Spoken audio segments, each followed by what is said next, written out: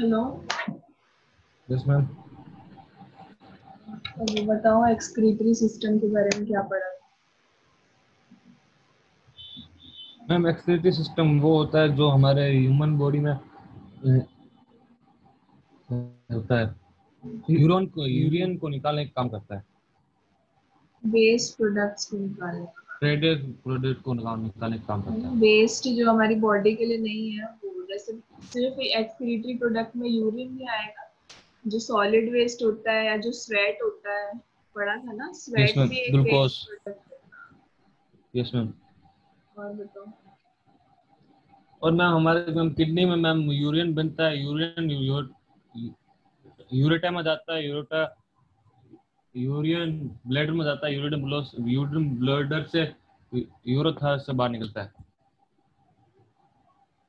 यूरे जो tube like structure था, जो मैम यूरे। आपकी आवाज थोड़ी सी धीरे आ रही है, थोड़ी धीरे आ रही है आपकी आवाज।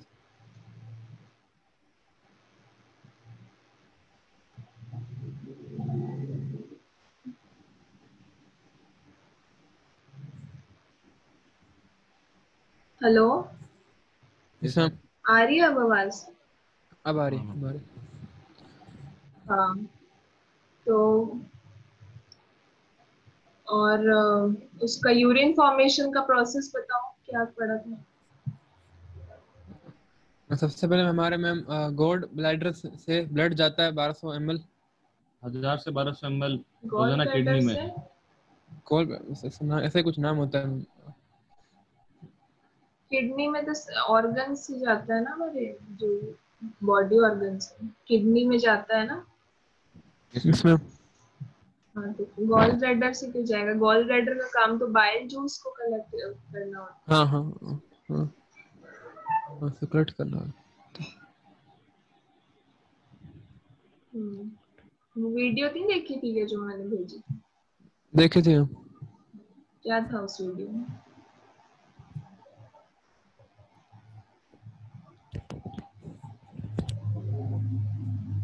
मैम हर बार मैम 1000 से 1200 ml ब्लड जाता है मैम किडनी में, और वो प्यूरिफाई होता है। हम्म। और मैम वो मैम इसमें मैम हमारे मैम मैम उसमें सॉल्ट और मिल्क ड्रॉप हो जाते हैं। हम्म। और मैम उसमें जो ऑक्साइड होता है वो निकाल ऑक्सीजनेटेड लेता है। ब्लड, हाँ। Oxygenated blood. और उसमें मैम कुछ नाम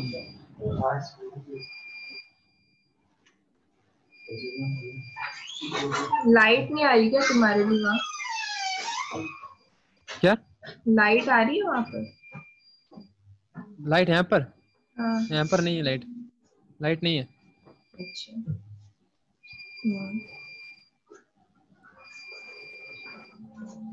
आज पढ़ा नहीं है दोनों ने, आज पढ़ के रखना, कल वापस पूछूंगी। वीडियो एक और बार देखना, और जो अपन ने सर्कुलेशन का प्रोसेस पढ़ा था वो भी पढ़ना, कि जो राइट एट्रियम राइट वेंट्रिकल वाला जो पूरा प्रोसेस नहीं पढ़ा था, उसकी भी रीडिंग करना। बोमैन कैप्सूल रेनल ट्यूब्यूल कुछ भी नहीं बताया तुम लोग, तो ये पढ़ के रखना, कल वापस पूछूंगी। रिप्रोडक्टिव सिस्टम करते हैं आज। रिप्रोडक्शन, रिप्रोडक्शन क्या होता है? जो हमारे, जो एक जनरेशन से दूसरी जनरेशन हम कैसे जा रहे हैं, रिप्रोडक्शन की वजह से। तो जो ऑर्गेनिजम्स जो ऑफस्प्रिंग्स को बर्थ देते हैं, उस प्रोसेस को रिप्रोडक्शन कहते हैं। ऑफस्प्रिंग्स मतलब उनके जो लिटिल वंस होते हैं, जैसे कि हमारे अगर नेक्स्ट जनरेशन आएगी तो वो किस वजह से आएगी? Because of the process of reproduction. अगर रिप्रोडक्शन ही नहीं होगा इस दुनिया में तो ये दुनिया ही रुक जाएगी, आगे बढ़ेगी नहीं।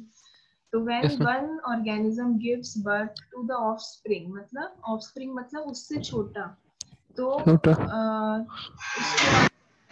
रिप्रोडक्शन, रिप्रोडक्शन हर ऑर्गेनिज्म में होता है, चाहे वो डॉग हो, कैट हो, जितने भी हमारे लोअर लेवल एनिमल्स हैं to the higher level animals, हर ऑर्गेनिज्म में रिप्रोडक्शन होता है। It is a bisexual reproductive process in which the male synthesis sperms while the female produces egg. तो रिप्रोडक्शन कैसे होता है, मेल जो होता है वो मेल गैमेट रिलीज करता है और फीमेल बॉडी जो होती है वो फीमेल गैमेट रिलीज करती है। मेल गैमेट को स्पर्म कहते हैं और फीमेल गैमेट को एग कहते हैं। इन दोनों मेल और फीमेल गैमेट के बीच में जब फर्टिलाइजेशन होता है तब एग बनता है। तो इट इज अ तो इसको हम बायसेक्सुअल रिप्रोडक्शन कह रहे हैं। क्यों? क्योंकि यहाँ पे दो टाइप के गैमेट इन्वॉल्व है, एक मेल गैमेट एक फीमेल गैमेट। अगर एक ही तरह का गैमेट इन्वॉल्व होता तो उसे यूनिसेक्सुअल रिप्रोडक्शन कहते हैं। जैसे कि बैक्टीरिया वायरसेस में क्या होता है, यूनिसेक्सुअल रिप्रोडक्शन होता है, वो खुद ही की बॉडी को डिवाइड करते जाते हैं। वहां पे सिर्फ एक ही ऑर्गेनिज्म इन्वॉल्व होता है, यहाँ पे दो ऑर्गेनिजम्स इन्वॉल्व। Yes sir. ठीक है, तो जैसे हमारे मदर फादर होते हैं तो क्या है, ये two organisms are involved in reproduction. तो हम यस सर। तो ह्यूमन बीइंग्स में कौन सा रिप्रोडक्शन होता है, बायसेक्सुअल, बायसेक्सुअल, क्योंकि यहाँ पे two different type of gametes are involved.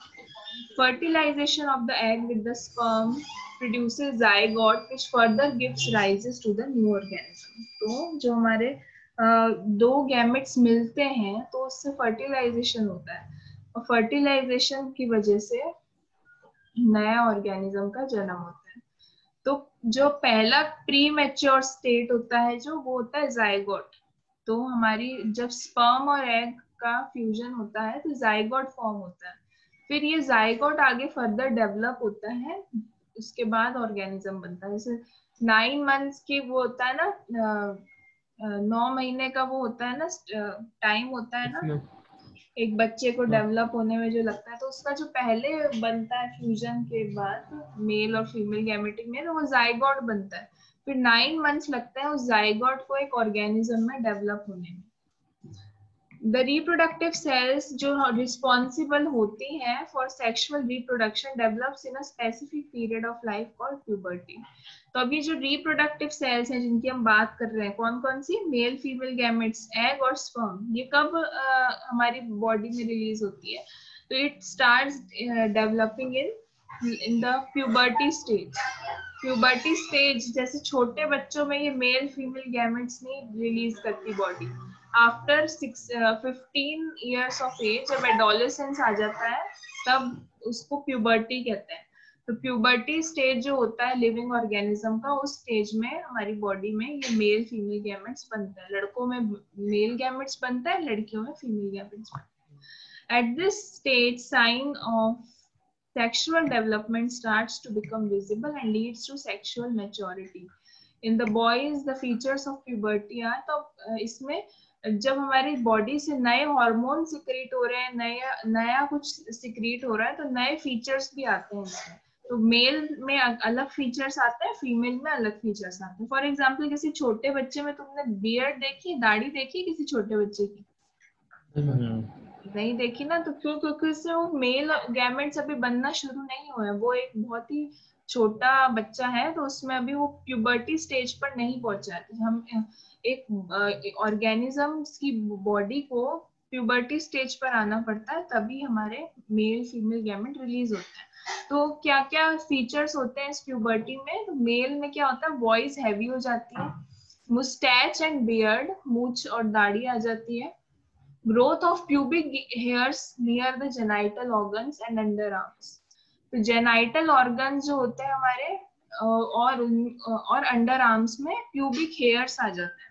Oiliness of the skin, जो हमारी स्किन है वो बहुत ज्यादा ऑयली हो जाती है, क्योंकि पिंपल्स आने लगते हैं ना फेस पे, तो वो क्या हो रहा है, ऑयल आ रहा है, क्योंकि स्किन में ऑयल जब डेवलप होता है तो उसकी वजह से पिंपल्स आते हैं। फीमेल्स में क्या क्या होता है, development of breast and increase in its size, oiliness of the skin, growth of pubic hair near genital organs and start of the menstrual cycle and marks the start of puberty. तो ये सारे features females में आते हैं। Puberty in female is marked at the age of 12 to 14 years। Female में ये as होती है 12 से 14 साल, जिसके बीच में प्यूबर्टी स्टेज स्टार्ट होता है, और मेल्स में होती है 13 से 15। Generally, the sexual maturity is achieved at the age of 18 to 19। पर जब मेच्योरिटी होती है, सेक्सुअल मेच्योरिटी, जहाँ पे ये सारे फीचर्स जो हमारे स्टेबल हो जाते हैं, वो 18 to 19 ईयर्स होती है। During this period, a human being undergoes a transformation in sensation and intellectual mental level. तो हमारा जो मेंटल और इंटेलेक्चुअल लेवल है इसमें वो ट्रांसफॉर्मेशन होती है. पहले हम बहुत चाइल्डिश होते हैं बचपन में, हमें बहुत जैसे आहना का दिमाग और तुम लोगों का दिमाग में फर्क है ना, उसके उसमें इनोसेंस है, खेलने कूदने की इच्छा होती है उसको. तुम लोगों को मूवीज देखने की इच्छा होगी, बाइक चलाने की इच्छा होगी, तो तुम्हारा और उसका दिमाग अलग है. तो इंटेलेक्चुअल और मेंटल लेवल जो है वो हमारा चेंज होता है. The root cause of various changes seen in between the age of puberty and age of the sexual maturity is the secretion of various hormones. तो ये सब क्यों हो रहा है? क्योंकि हमारी बॉडी में बहुत सारे हॉर्मोन्स बन रहे हैं. The main sexual hormone in the human males is testosterone. तो अब इसमें मेल में अलग हार्मोन सिक्रिएट होते हैं, फीमेल में अलग हार्मोन सिक्रिएट होते हैं. मेल बॉडी में टेस्टोस्टेरोन नाम का हार्मोन डेवलप होता है और फीमेल बॉडी में दो तरह के हार्मोन्स होते हैं, एस्ट्रोजन एंड प्रोजेस्टेरोन. ठीक है. अब आता है mail reproductive system. Mail reproductive system में दो तरह के ऑर्गन्स होते हैं, प्राइमरी एंड सेकेंडरी. तो primary reproductive organs, these are the organs which produces the sex cells or the gametes. They also secrete some hormones. These organs are called gonads. तो अब ये जो गैमेट्स या स्पर्म जो mail body में release हो रही है वो किसकी वजह से हो रही है? एक ऑर्गन होता है मेल बॉडी में जिसे कहते हैं गोनाड्स. तो ये गोनाड्स जो है ये गैमेट को रिलीज करता है. तो male gonads are called testes. इसको हम टेस्टीज कहते हैं. A pair of testes is present in humans and these are responsible for the synthesis of male reproductive cells called sperm. तो जो टेस्टीज होती हैं जो मेल बॉडी में होती है, तो ये पेयर होता है और ये पेयर जो है वो मेल गैमेट्स बनाता है जिसको हम स्पर्म भी कहते हैं. Testes are present outside the abdominal cavity in a pouch like structure called scrotum. तो ये जो हमारी टेस्टीज होती है एब्डोमिनल कैविटी मतलब पेट के बाद, तो एब्डोमिनल कैविटी के बाद से शुरू होती है और ये एक सैक लाइक स्ट्रक्चर में होती है, मतलब एक जैसे पाउच लाइक स्ट्रक्चर में. And it is a pair of two और ये outside the abdominal cavity होती है. Testes consist of two parts, one which produce sperms and second which act as an endocrine gland and secrete the testosterone hormone. तो अब testes का दो part होते हैं, एक तो स्पर्म रिलीज करता है और एक जो है वो एंडोक्राइन ग्लैंड की तरह काम करता है और टेस्टोस्टेरोन हार्मोन रिलीज करता है. टेस्टोस्टेरोन हार्मोन क्या है? वो हार्मोन जिसकी वजह से हमारे सारे प्यूबर्टी के फीचर्स आते हैं बॉडी में. ठीक है. तो ये मुझे बताओ अभी क्या पढ़ा प्राइमरी रिप्रोडक्टिव ऑर्गन.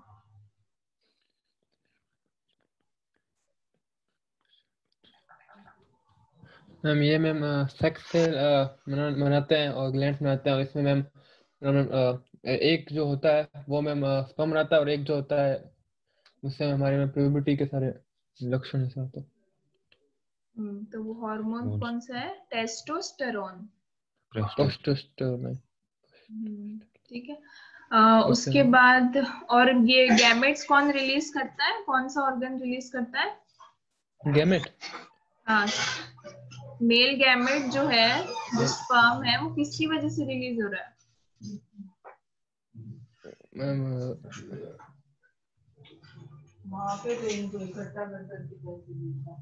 गोनाड्स की वजह से. गोनाड्स ये लिखा है ना ऊपर. और इस गोनाड को क्या कहते हैं? Testes. Testes. The male gonad. अच्छा ठीक है, चलो. secondary reproductive organs. All the organs other than primary reproductive organs. आवाज आ रही है मेरी? आ रही है.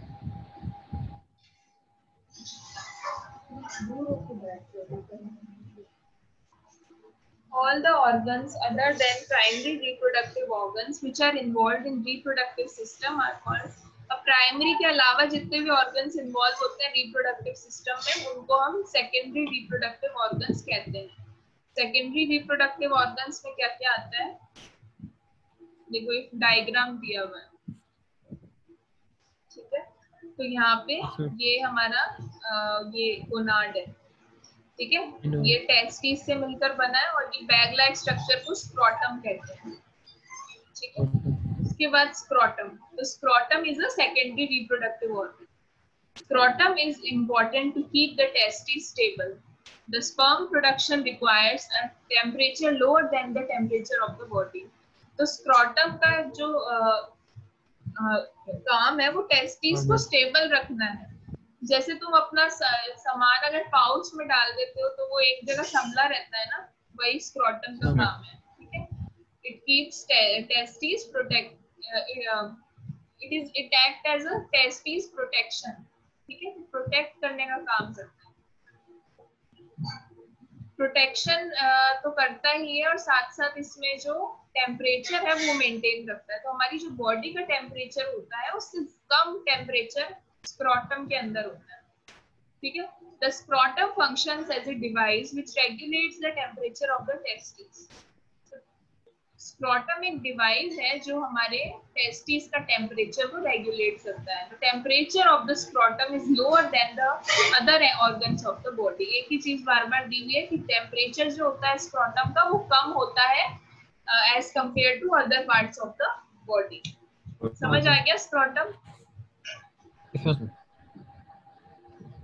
फिर है वाज डेफरेंस। ये है वाज डेफरेंस, इसके बारे में पढ़ते हैं। The sperm take the help of vas deferens to reach the seminal vesicles. Vas deferens is a duct-like structure which, together with the ureter, forms a common vessel, and hence sperms and urine both flow through a common. हाँ, तो जो हमारा urine आता है urinary bladder से, और जो हमारा स्पर्म आता है वो एक साथ आता है through a duck like structure. ठीक है, जिसे हम कहते हैं वाज डेफरेंस। समझ आ गया? यूरिन जो आता है हमारा यूरिनरी ब्लैडर से, और स्पर्म जो आता है वो एक डक लाइक स्ट्रक्चर से आता है, ट्यूब लाइक स्ट्रक्चर से, जो एक कॉमन है, कॉमन पैसेज है जहां से यूरिन और स्पर्म आता है। तो इसे हम वाज डेफरेंस कहते हैं। ठीक है, it is a common route, एक ही रास्ता है दोनों का। A pair of these duct is found in the body. On the one duct carries sperm from each of the testes along with the seminal vesicle joins with the left and right ejaculatory duct. तो ये जो हमारा was deference है वो दोनों sperm और urine को collect कर रहा है, और जो टेस्टिस है, जो वाज डेफरेंस है उसका काम है जो टेस्टिस है उनसे भी स्पर्म कलेक्ट करना, और फिर सेमिनल वेसिकल में जाके ज्वाइन हो रहा है आगे। ये देखो सेमिनल वेसिकल का है, ये रहा सेमिनल वेसिकल। ये यहाँ जाके नीचे दोनों जुड़ रहे हैं, ये वाज डेफरेंस और सेमिनल वेसिकल दोनों जाके आगे जुड़ जाते हैं, कॉमन पैसे रूट बना लेते हैं। समझ आ गया?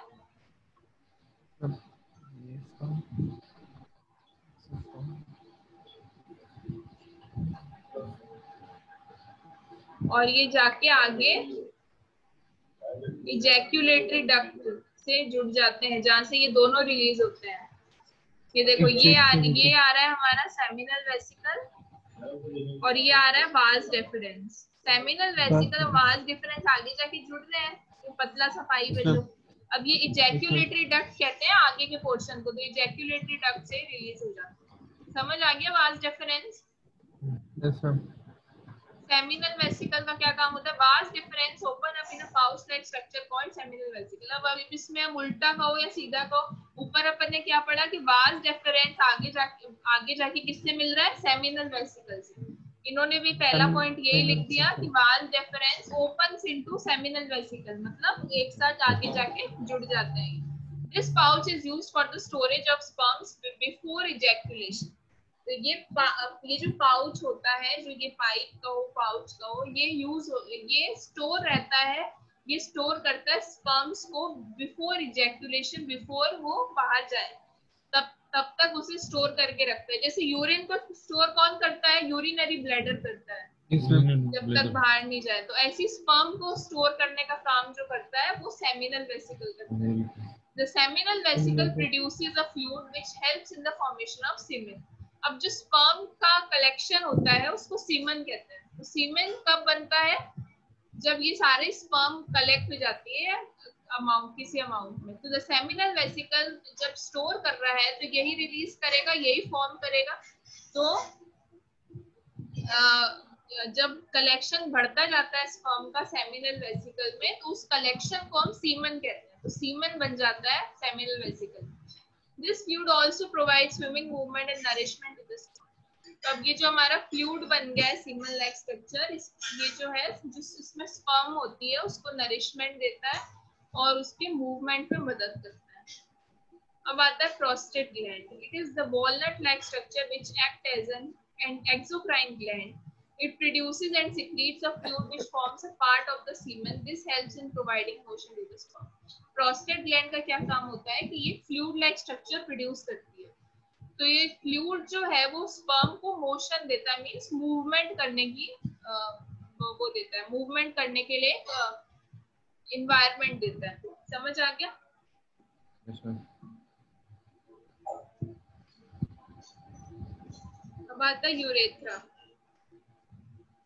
यूरेथ्रा अपन ने उसमें यूरिन फॉर्मेशन में भी पढ़ा था कि एक डक्ट होता है जो कि यूरिनरी ब्लैडर से जुड़ता है आगे, है ना. It is a muscular duct which begins from the urinary bladder and joins the ejaculatory vessels to form a urinogenital canal.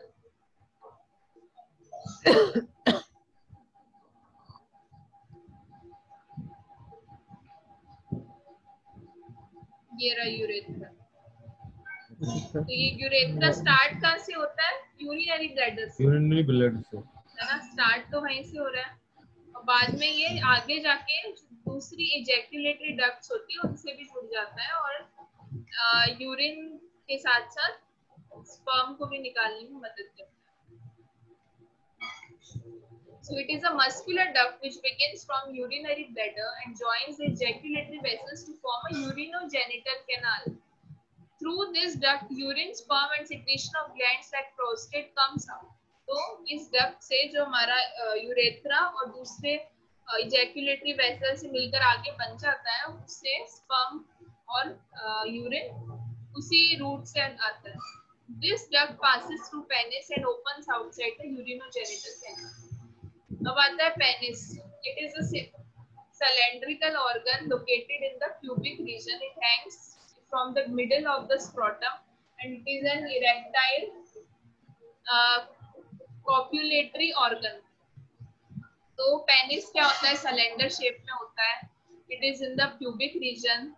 It hangs from the middle of the scrotum. जो हमारा scrotum bag होता है उसके middle से ही आता है. ठीक है. This is scrotum, this is penis. ठीक है.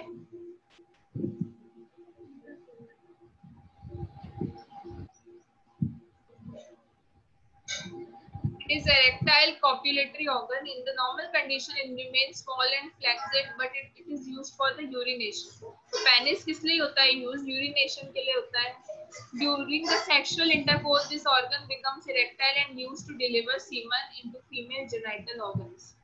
तो सेक्सुअल इंटरकोर्स जब होता है तो ये ऑर्गन ही स्पर्म को फीमेल बॉडी में ट्रांसफर करता है. उसके बाद आता है female reproductive system. Female reproductive system में भी प्राइमरी सेकेंडरी है. तो प्राइमरी ऑर्गन्स में क्या है? In females a pair of ovaries work as a primary sexual organs. The ovaries have two major functions. First, it produces female gametes. ठीक है, जैसे ओवम या एग कहते हैं इसे. Second, it act as an endocrine gland and secrete two hormones oestrogen and progesterone. तो female body में ovaries होती हैं जो एग रिलीज करती हैं. उसमें क्या था? मेल बॉडी में क्या था? स्पर्म. कौन रिलीज कर रहा था स्पर्म? टेस्टिस. हाँ, वेरी गुड. तो टेस्टिस की जगह फीमेल बॉडी में क्या होता है? ओवरीज होती है. ओवरीज का काम होता है एग रिलीज करना. Second, it act as an endocrine gland and secretes two hormones. अब हार्मोन वहां पे कौन सा था? मेल बॉडी में कौन सा हार्मोन था? हार्मोन ग्लोइनाइड नहीं, टेस्टोस्टेरोन था ना, टेस्टोस्टेरोन,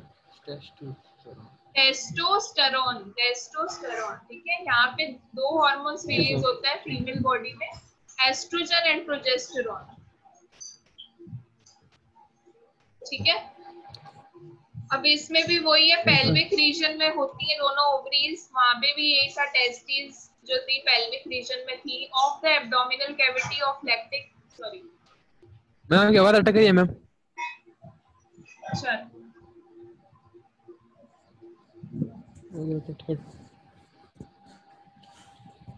हेलो, अब आ रही है? अब आ रही मैम, आ रही।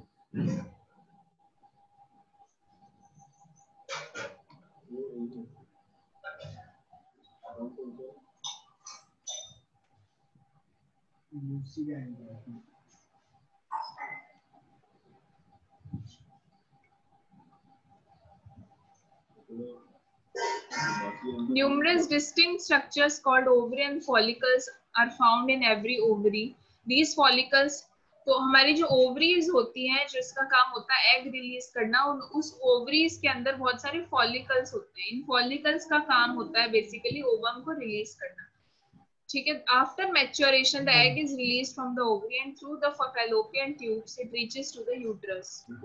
तो एग रिलीज कब होता है? आफ्टर मैच्योरेशन, आपकी जब बॉडी मैच्योर हो जाती है, मतलब at the stage of puberty, तो ये एग जो है रिलीज होते हैं ओवरी से, और फैलोपियन ट्यूब्स होती है, वहां पे किसके थ्रू जा रहा था? यूरेथ्रा के थ्रू। यहाँ पे क्या हो रहा है? फैलोपियन ट्यूब्स के थ्रू ये यूट्रस में जाती है।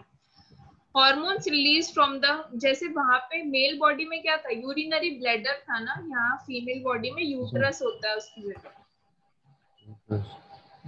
हॉर्मोन्स, हाँ, तो ये जो हमारा ये होता है, ओवरीज होती हैं, इसका काम फीमेल गैमेट तो रिलीज करना होता ही है, जिसको फीमेल गैमेट को क्या कहते हैं? एग कहते हैं। एग रिलीज करने के साथ साथ ये हॉर्मोन्स भी रिलीज करता है। हॉर्मोन्स कौन कौन से? प्रोजेस्टेरोन एंड एस्ट्रोजन, ठीक है। और अब ये जो हमारी यूट्रस में आ गए हैं ओवरीज, ठीक है, तो ये किसके थ्रू आए हैं? फैलोपियन ट्यूब्स के थ्रू।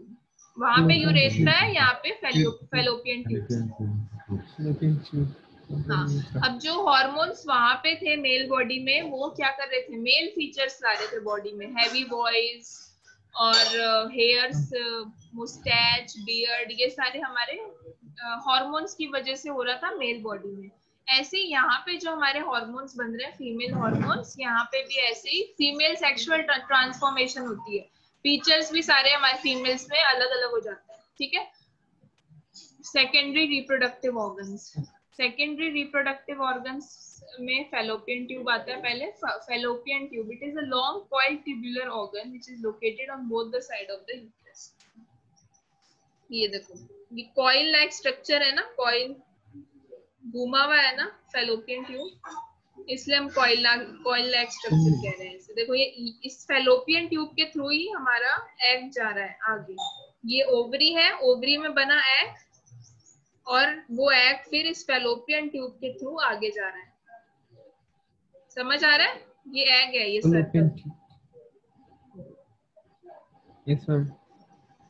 और ये ओवरीज है हमारी, ये जो ग्रेप लाइक स्ट्रक्चर है ना इधर, ये ओवरीज है। ये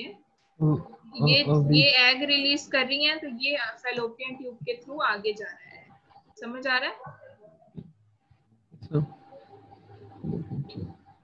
इट इज, इसलिए हम इसे कॉइल लाइक स्ट्रक्चर कह रहे हैं, क्योंकि घूमा हुआ है थोड़ा सा, और ये दोनों साइड में होता है यूट्रस के। देखो, पेयर है फैलोपियन ट्यूब्स का। These duct transport the egg from the ovaries to the uterus. अब ये क्या कर रहा है डक्ट?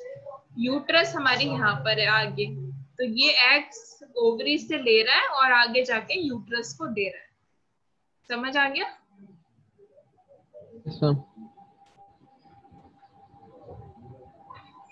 और इसका 10 to 12 सेंटीमीटर लॉन्ग होता है ये, और एब्डोमिन के बियॉन्ड, मतलब एब्डोमिन के आगे ये फैला हुआ होता है। It helps in creating the conducive condition for the fertilisation. तो अगर फैलोपियन ट्यूब ही नहीं होगी तो एग तो आगे पहुंचेगा ही नहीं, तो फर्टिलाइजेशन भी नहीं हो सकता, क्योंकि without egg fertilisation is not possible. समझ आ गया? तो कंड्यूसिव कंडीशन मतलब एक परफेक्ट कंडीशन देता है ये for the process of fertilisation. समझ आ गया फैलोपियन ट्यूब? अब आता है यूट्रस।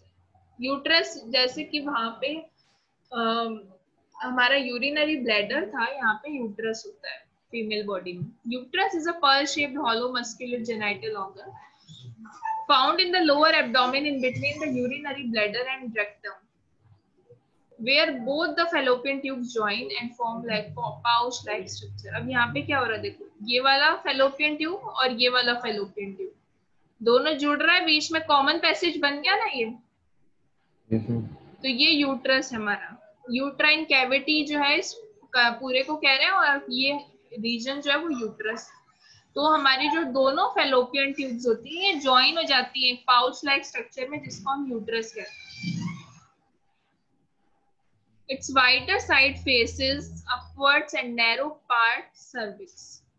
तो जो इसका वाइड पोर्शन है, वाइड पार्ट है, वो अपवर्ड्स की तरफ है। देखो ये चौड़ा पोर्शन है ना ऊपर का, वाइड है ये, और आगे जाके ये नैरो हो रहा है, आगे जाके नैरो हो रहा है ये पार्ट।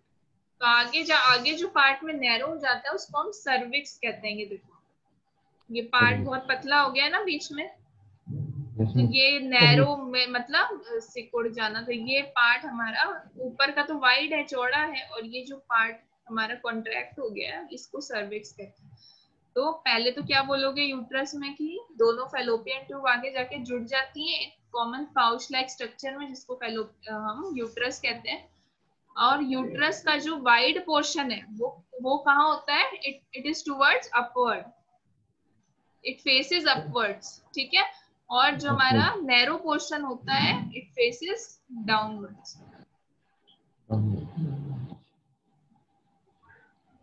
तो यूट्रस में एग जो है वो फर्टिलाइज होता है, क्योंकि uterus is the region where sperm and egg meets, ठीक है।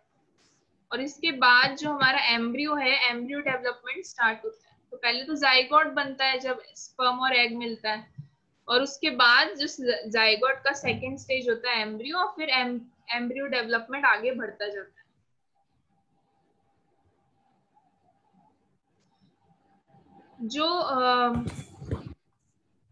जो हमारा जाइगोट होता है, उस जाइगोट और मदर की बॉडी में एक लिंक होता है जो उन दोनों को जोड़े रखता है, उसको प्लासेंटा कहते हैं, ठीक है। हेलो, प्लासेंटा एक टिश्यू होता है जो मदर की बॉडी और जाइगोट को दोनों को जोड़े रखता है, तो उसको प्लासेंटा कहते हैं। प्लासेंटा का काम होता है जो भी न्यूट्रिएंट्स हैं, एसेंशियल न्यूट्रिएंट्स, मिनरल्स हैं, वो जाइगोट तक पहुंचाना। और जाइगोट को अगर ये प्लासेंटा के थ्रू न्यूट्रिएंट्स, मिनरल्स नहीं मिलेंगे तो वो आगे डेवलप नहीं होगा। समझ आ गया? उसके बाद आता है vagina. It is approximately 8 to 10 centimetre long muscular tubular structure found in the middle of the bladder and rectum functions. तो वहां पे मेल बॉडी में क्या था? पेनिस था, ऐसे ही यहाँ पे फीमेल बॉडी में वेजाइना होता है, और ये 8 से 10 सेंटीमीटर लॉन्ग होता है। मस्कुलर मीन्स मसल्स इन्वॉल्व होते हैं। Tubular structure in the middle of the bladder and the rectum and functions as a female copulatory chamber. This organ also works as a canal for the flow of menstruation, discharge and delivery pathway. तो vagina के through ही baby की delivery होती है, जो offspring होता है उसकी delivery होती है, और मेंस्ट्रुएशन साइकिल जो होती है फीमेल बॉडी में वो भी वेजाइना के थ्रू होती है। ये बर्थ कैनाल कहते हैं वेजाइना को, क्योंकि इसके थ्रू ही बर्थ होता है। Lactic acid producing bacteria lactobacillus are found in vagina. तो लैक्टिक एसिड जो प्रोड्यूस करता है वो बैक्टीरिया, उसको लैक्टोबैसिलस कहते हैं, वो बैक्टीरिया वेजाइना में होता है। The presence of lactic acid and carbonic acid keeps the vaginal atmosphere acidic. इसकी वजह से वेजाइना का एटमॉस्फेयर एसिडिक होता है, क्योंकि यहाँ लैक्टिक एसिड और कार्बोनिक एसिड दोनों का प्रोडक्शन होता है। अब फेजेस क्या है रिप्रोडक्शन के? पहला फेज है गैमेटोजेनेसिस। गैमेटोजेनेसिस में क्या हो रहा है? फ्यूजन हो रहा है। The process of production of haploid gametes in the testes and ovaries is called gametogenesis. This process in the male testes produces sperms and the process is called spermatogenesis. अब यहाँ पे गैमेटोजेनेसिस में दो classification है, एक तो female body का बता रहे हैं, एक मेल बॉडी का बता रहे हैं।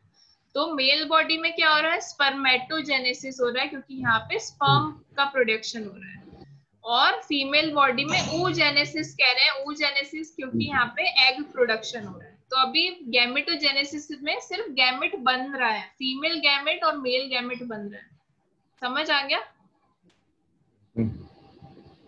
तो गैमेट बनाने में मेल बॉडी में कौन सा ऑर्गन काम कर रहा है? टेस्टिस कर रहा है, और फीमेल बॉडी में ओवरीज कर रहा है। उसके बाद आता है fertilisation. The egg present in the female uterus comes in contact with the sperm liberated by the male during the intercourse.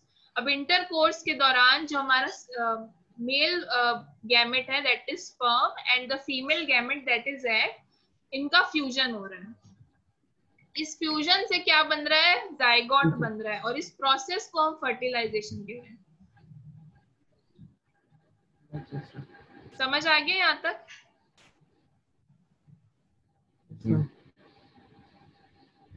उसके बाद है cleavage and embryo development. The zygote undergoes a series of mitotic division. अब mitotic division होता है zygote का। Zygote में mitotic division मतलब थोड़ा थोड़ा वो जाइगोट के जो है वो डिवाइड होता है जाइगोट। तो डिवीजन से क्या होता है? डिफरेंट ऑर्गन्स डेवलप होते हैं। तो इसको माइटोटिक डिवीजन कहते हैं, क्योंकि एम्ब्रियो जो है वो सॉरी जाइगोट जो है वो डिवाइड करता है, खुद को ही डिवाइड करने का काम करता है। और जो ये स्ट्रक्चर बन जाता है डिवीजन के बाद, तो ऑर्गन्स अलग अलग कैसे डेवलप होते हैं? क्योंकि जाइगोट खुद को डिवाइड करता है, उसको हम माइटोटिक डिवीजन कहते हैं। और जो ये स्ट्रक्चर बन जाता है आफ्टर डिवीजन, इसको ब्लेस्टुला कहते हैं। ठीक है?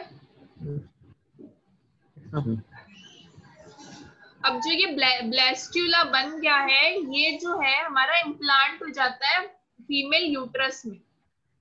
ठीक है? इम्प्लांट मतलब एक तरफ ही हो जाता है, यूट्रस से कहीं बाहर नहीं जाएगा, उस जगह जुड़ जाता है यूट्रस की वॉल में। ठीक है? इसको एम्ब्रियो इम्प्लांटेशन कहते हैं। समझ आ गया इतना? उसके बाद आता है delivery. Embryo after its implantation passes through many stages of development and leads to the development of fetus in the uterus. अब क्या हो रहा है? फीटस डेवलप होता है। पहले तो क्या बना? जाइगोट बना। जाइगोट ने माइटोटिक डिवीजन हुआ जाइगोट में, तो एम्ब्रियो बना। अब एम्ब्रियो से जब हमारा एम्ब्रियो फर्दर डेवलप होगा after getting nutrition and minerals from the through the placenta from mother's body, तो ये हमारा फीटस जो है ये डेवलप होगा। मतलब पहला स्टेज क्या था? जाइगोट। उसके बाद क्या था? एम्ब्रियो। एम्ब्रियो में माइटोटिक डिवीजन हुआ तो फीटस बना। अब फीटस हमारा फर्दर डेवलप हो रहा है यूट्रस।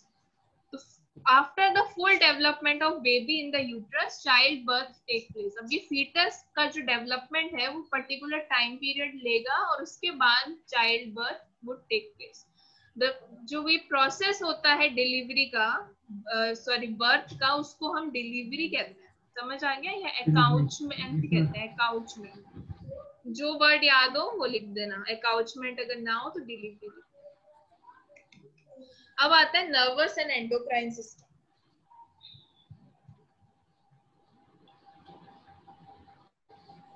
एक वो दिखा देती हूँ तुम्हें एनिमेशन, तो उससे और क्लियर हो जाएगा मेल फीमेल रिप्रोडक्टिव सिस्टम। ठीक है? फिर हम नर्वस सिस्टम करते हैं आगे।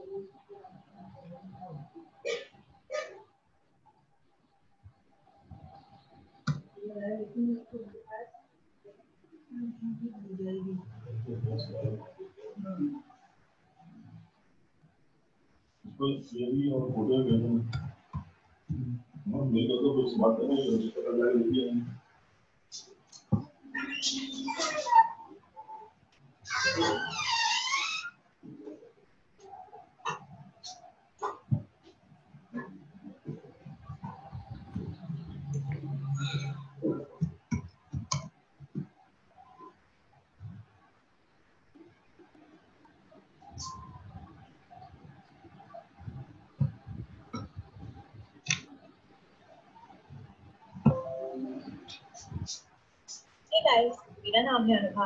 वेलकम टू बायोलॉजी 8 और आज के वीडियो में हम डिस्कस करेंगे ह्यूमन रिप्रोडक्टिव सिस्टम। मैम ये स्क्रीन नहीं आ रही मैम। मैम आपकी स्क्रीन नहीं आ रही है क्या? यूट्यूब वाली। मैम यूट्यूब वाली स्क्रीन नहीं आ रही आपकी। अब आ रहा है? डिस्कस करेंगे नहीं अब आ रहा है? आ रहा है आ गया आ गए। ठीक है। ह्यूमन रिप्रोडक्टिव सिस्टम, जिसमें हम जो टॉपिक कवर करेंगे वो होंगे male reproductive system, female reproductive system, fertilisation, development of embryo और menstrual cycle.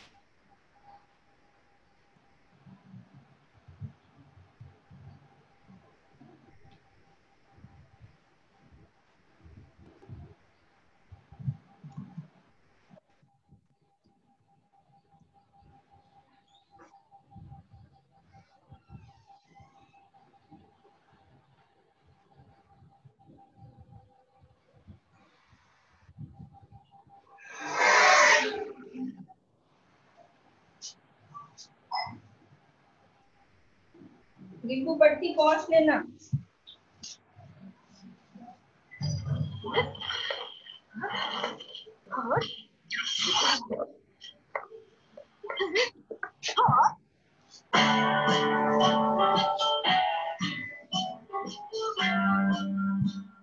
How do organisms reproduce?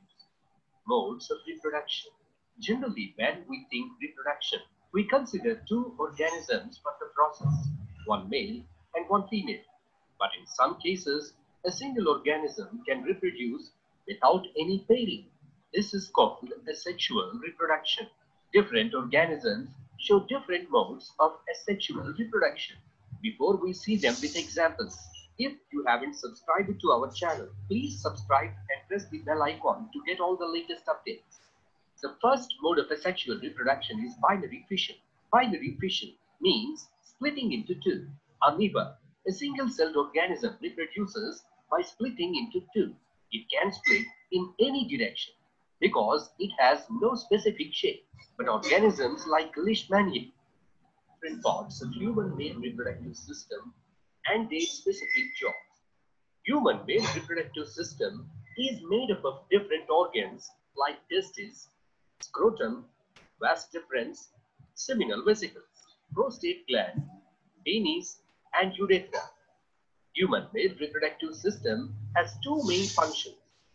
One, to produce the male reproductive cells, hormones, and accessory materials.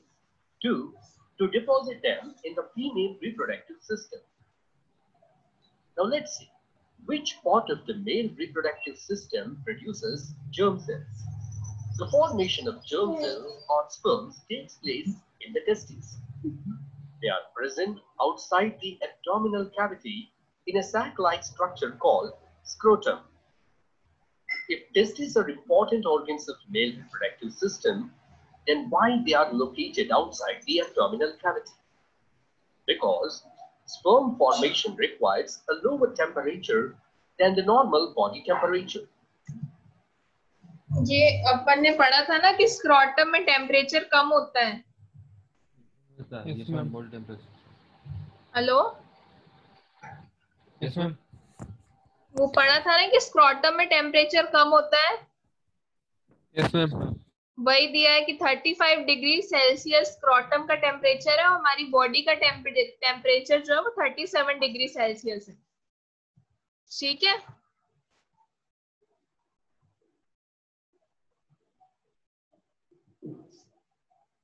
आवाज आ रही है ना? Hello,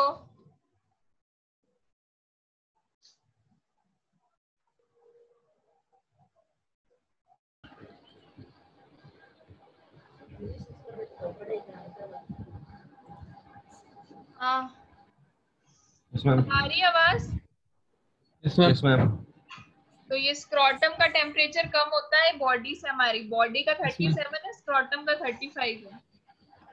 Yes, ma'am.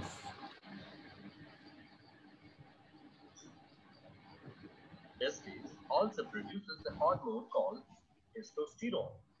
What is the use of testosterone? It is a male reproductive hormone which regulates the formation of sperm and also responsible for the development of secondary sexual characteristics during puberty. Sperms that are produced in the testes need some support of fluid secretions to get delivered into the female reproductive system.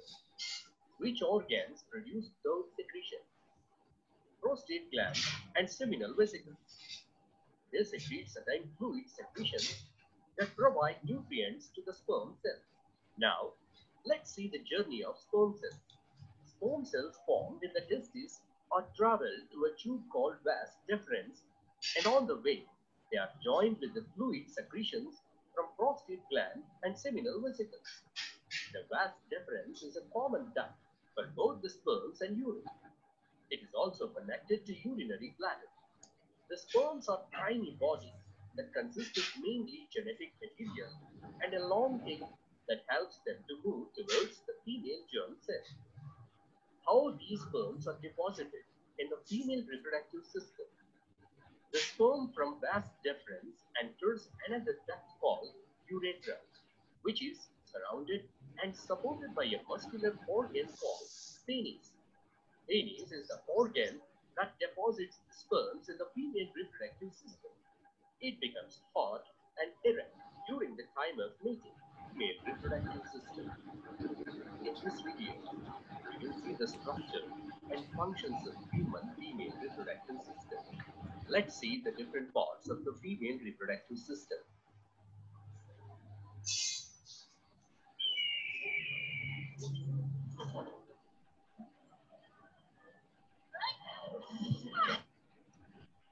Ovaries. There are a pair of ovaries in the female reproductive system that contain the premature egg cells. Oviducts. There are two oviducts which unite into an elastic bag-like structure known as uterus. Uterus. It is called the womb where the implantation and development of baby takes place. Cervix. The uterus opens into the vagina through the cervix. Vagina. It is the passage where sperms are deposited by the penis of male reproductive system during sexual intercourse. Now let's see the production of female gametes. When do girls start producing egg cells? When a girl is born, the ovaries already contain thousands of immature eggs. By reaching puberty, the eggs start maturing.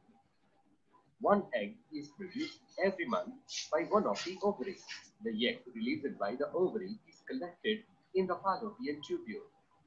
It is the place where the fertilization takes place by the fusion of sperm and egg cells. Then, how do the sperms reach fallopian tubule? The sperms get deposited in the vagina of the female reproductive system by the penis of the male reproductive system during sexual intercourse. The sperms travel towards fallopian tubule and finally reaches the egg cell and fertilizes it. The hormones secreted by the ovaries prepares the uterus to receive and nurture the growing embryo.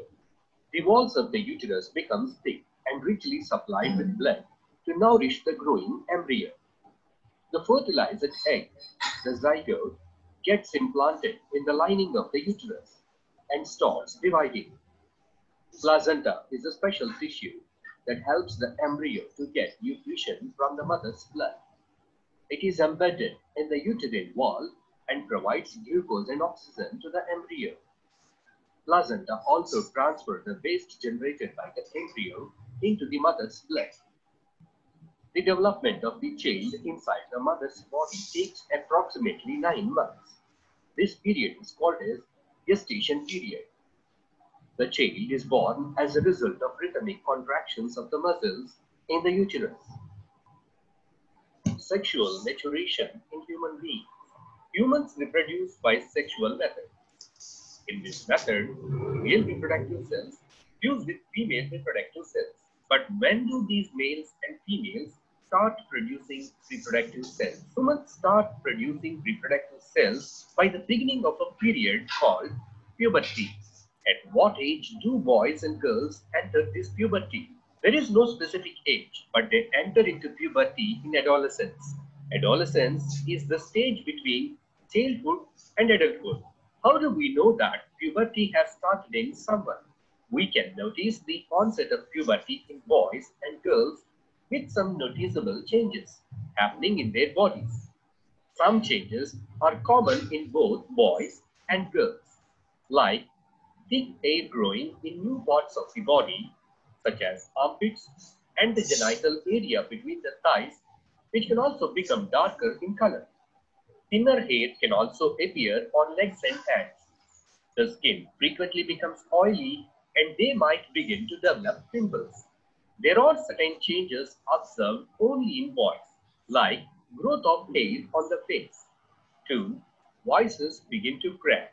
And the third one, the penis occasionally begins to become enlarged and erect.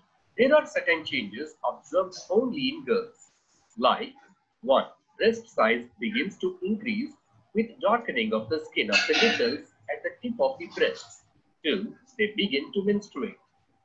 All of these changes take place slowly over a long period of time. They do not happen at an exact age in all. It depends upon their hormone levels and genetics of the individuals.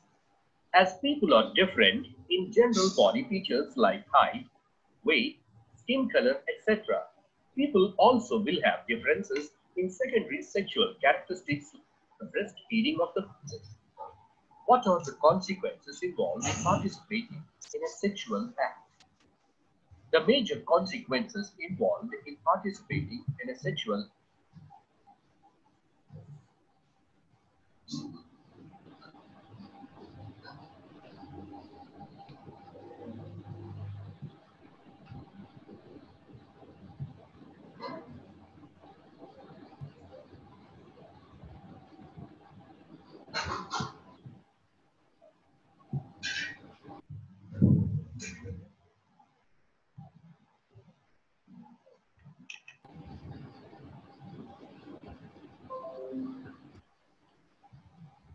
Hello Yes, sir.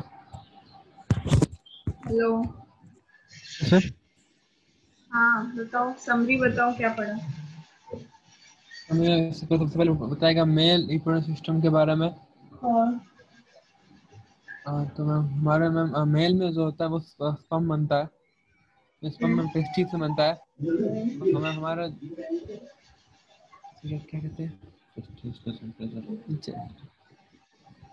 हमें वहाँ का temperature कम रहता है इस body से other organ.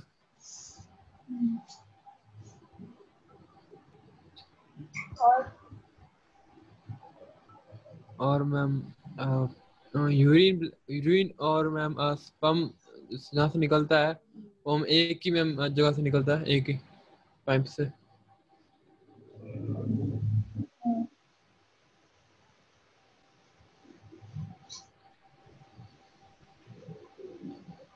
बस इतना ही देखा इतनी बड़ी वीडियो में, और नहीं, कुछ इतना नहीं नहीं। देखा। फीमेल रिप्रोडक्टिव सिस्टम के बारे में देख लीजिए। फीमेल रिप्रोडक्टिव सिस्टम में एग होता है और वो बनता है ओवरी में बनता है। और पढ़ा भी तो था हमने, वही सब वीडियो में था, समरी बताइए उसमें। मेल रिप्रोडक्टिव सिस्टम के बारे में बताया कि पहले तो स्टार्ट कब होता है, 14 से 16 एज में स्टार्ट होता है, जिसे हम एडोलेसेंस भी कहते हैं या प्यूबर्टी स्टेज कहते हैं। ठीक है, और फिर उसके बाद जो टेस्टीज हैं उसके बारे में बताया कि ये मेल गैमेट्स रिलीज करते हैं और हार्मोन बनाता है प्रोजेस्टेरोन, सॉरी टेस्टोस्टेरोन हार्मोन बनाता है।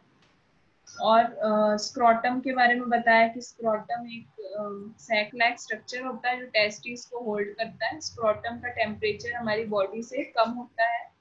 स्क्रोटम का टेम्परेचर 35 डिग्री सेल्सियस बताया और बॉडी का 37 बताया।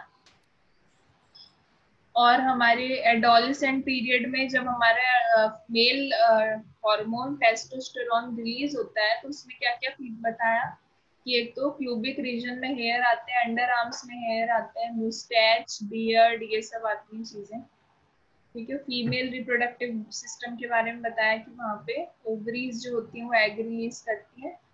फैलोपियन ट्यूब जो है वो एग जो ओवरीज ने एग रिलीज करे हैं वो फैलोपियन ट्यूब यूट्रस में लाती है। फैलोपियन ट्यूब एक लिंक है यूट्रस और ओवरीज के बीच में। ठीक है। और क्या पढ़ा हमने कि यूट्रस का जो अपवर्ड पोर्शन होता है वो वाइड होता है और नीचे का पोर्शन क्या होता है, नैरो होता है। नीचे जो नैरो पोर्शन होता है वो आगे जाके सर्विक्स में मिल जाता है और जो फ्यूजन होता है मेल गैमेट फीमेल गैमेट का वो कहाँ होता है, यूट्रस में होता है। ठीक है। कल पढ़ के रखना, एक्सक्रीटरी सिस्टम आज ढंग से नहीं पढ़ा था और रिप्रोडक्टिव सिस्टम भी तुमने ढंग से नहीं बताया, तो दोनों पढ़ के रखना, कल मैं पूछूंगी। ठीक है। रीड करना ढंग से। ठीक है, बाय।